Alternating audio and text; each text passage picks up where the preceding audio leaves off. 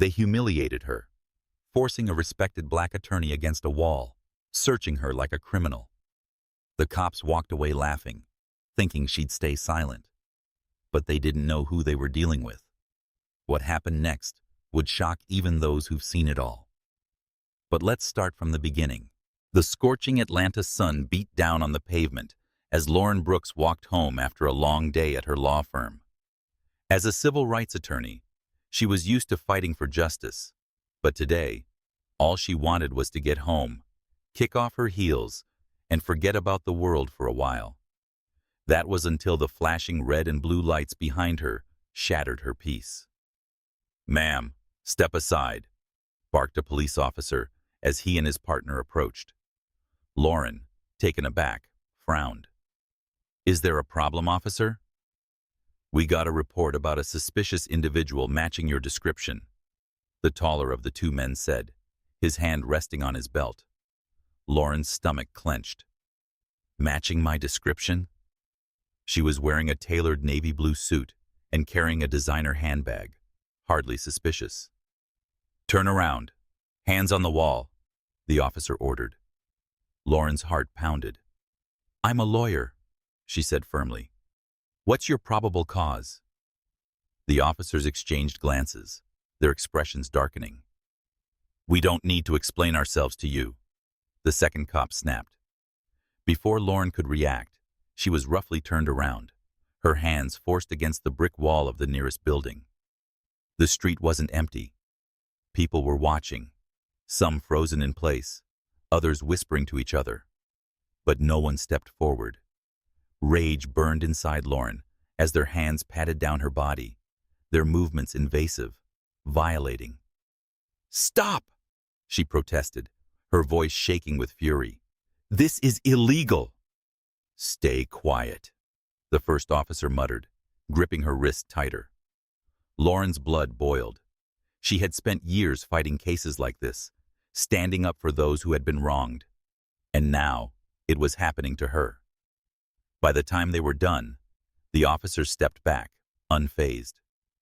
"She's clean," one of them muttered. Lauren spun around, glaring at them. "I will sue you," she seethed.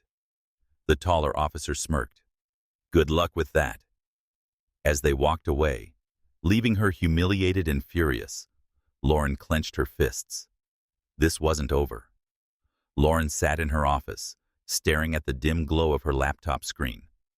The room was silent, but her mind was anything but. The officers' voices echoed in her head, their smug indifference, their rough hands forcing her against the wall like she was nothing.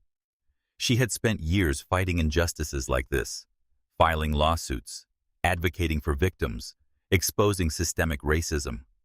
But this time, she wasn't just the attorney. She was the victim. She clicked on the security footage from a nearby store. The grainy video was shaky, but the truth was crystal clear. The officers approached her without cause. They grabbed her, searched her, ignored her protests. There was no aggression, no resistance, just their unchecked power on full display. Lauren's hands clenched into fists as she grabbed her phone and dialed a familiar number. "You need to take this to court," Judge Evelyn Carter said, her voice steady, almost commanding. "This isn't just about you, Lauren. It's about every black person who's been treated like this and told to just accept it." Lauren exhaled slowly, her pulse still racing. "I know," she admitted. But knowing didn't make it easier. Cases like these rarely led to justice. The system wasn't designed for people like her to win. The police would spin the story, twist the narrative, label her as difficult, aggressive, anything but the accomplished attorney she was. Still, she couldn't let it go. The next morning, she filed the lawsuit. The media picked it up immediately. Black attorney files lawsuit against Atlanta PD. The headlines spread like wildfire. Within hours, her inbox was flooded. Some messages were of support. Activists, lawyers, even strangers applauding her courage. But there were others. Death threats, hate mail, anonymous voicemails calling her a liar, a race baiter, a disgrace. The weight of it all settled on her shoulders, heavier than she'd expected. The fight had only just begun, and she was already exhausted. Then something shifted. People started standing with her. Not just activists, but everyday people. Those who had suffered, those who had been silent for too long. Her pain didn't disappear. But now, standing in the storm, she wasn't standing alone. And for the first time since that night, hope pushed through the anger. The courtroom was suffocating, packed with reporters, activists, and members of the public. The weight of expectation filled the air, pressing against Lauren's chest, but she didn't let it show. She stood tall at the plaintiff's table, her expression unreadable, her posture unshakable. Across from her, the city's attorneys sat stiffly, their faces carefully neutral, though tension flickered in their eyes. The Atlanta Police Department had refused to back down. They insisted the officers had acted within protocol, that Lauren had been combative, that this was all a misunderstanding blown out of proportion. Their words dripped with the same condescension she had faced that night. But Lauren had something they didn't: proof. With a steady hand, she pressed play. The courtroom fell into a heavy silence as the grainy footage flickered onto the screen. Every detail played out in unforgiving clarity. The officers' rough hands shoving her against the wall, their dismissive smirks. The way they ignored her protests, their sense of untouchable authority radiating from the screen.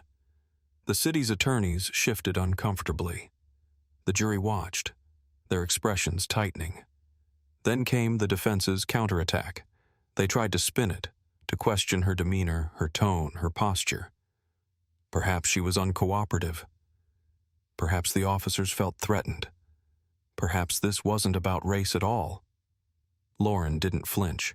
She dismantled their excuses with razor-sharp precision, pointing out every inconsistency, every desperate grasp at justification. Then came her closing argument.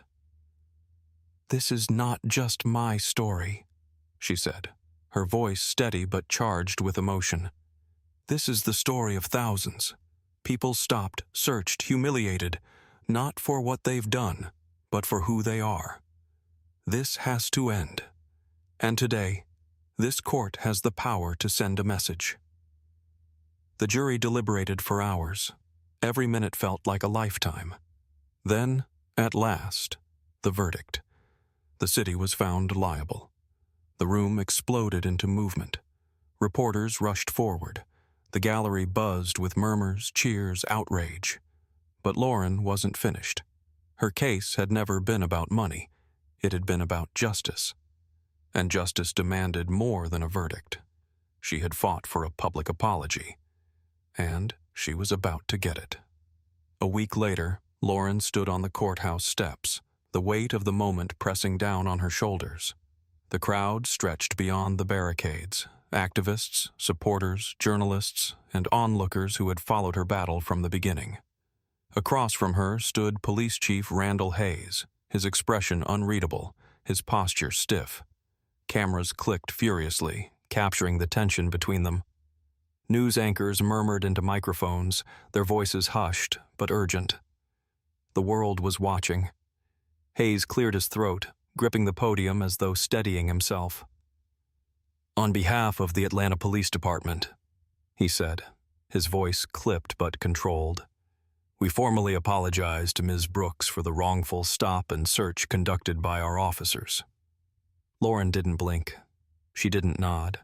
She didn't offer him the comfort of easing his discomfort. She simply held his gaze, unflinching, unyielding. The chief shifted. "We recognize that racial profiling is an ongoing issue, and we are committed to making changes within our department." It was rehearsed, measured, the bare minimum, but it was a start.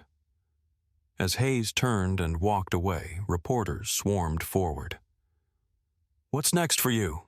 someone called out. Lauren took a breath, letting the questions settle before answering. "This was never just about me," she said, her voice clear and unwavering. "This is about making sure it doesn't happen to the next person, and I won't stop fighting until that day comes." The crowd erupted. Cheers, applause, a collective release of frustration and hope. Justice had been served, and Lauren Brooks wasn't going anywhere.